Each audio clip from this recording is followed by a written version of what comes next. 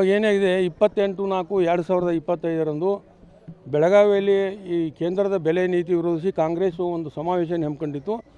ಆ ಸಮಾವೇಶದ ಒಂದು ಕಾರ್ಯಕ್ರಮದಲ್ಲಿ ಮುಖ್ಯಮಂತ್ರಿಗಳಾದಂಥ ಸಿದ್ದರಾಮಯ್ಯನವರು ಏನು ಮಾಡಿರಪ್ಪ ಅಂದ್ರೆ ಧಾರವಾಡ ಜಿಲ್ಲೆ ಹೆಚ್ಚುವರಿ ಪೊಲೀಸ್ ವರಿಷ್ಠಾಧಿಕಾರಿ ಶ್ರೀ ನಾರಾಯಣ್ ಬರ್ಮನಿ ಅವರನ್ನು ಏಕವಚನದಿಂದ ಗದರಿಸುವ ಬೆದರಿಸುವ ಧ್ವನಿಯಲ್ಲಿ ಕೂಗಿದ್ದಲ್ಲದೆ ಅವರನ್ನು ಹೊಡೆಯಲಿಕ್ಕೆ ಕೈ ಎತ್ತಿದರು. ಇವತ್ತು ಮಾನ್ಯ ಮುಖ್ಯಮಂತ್ರಿಗಳಿಗೆ ಗೌರವ ಅರ್ಪಿಸಲಿಕ್ಕೆ ಅವರು ಸೆಲ್ಯೂಟ್ ಹೊಡೆಯೋ ಟೈಮ್ದಲ್ಲಿ ಅವ್ರನ್ನ ಇವ್ರು ಬಡಿಲಿಕ್ಕೆ ಕೈ ಎತ್ತಿದ್ದು ಇಡೀ ಪೊಲೀಸ್ ಇಲಾಖೆಗೆ ಅವಮಾನ ಮಾಡಿದಂತಾಗಿದೆ.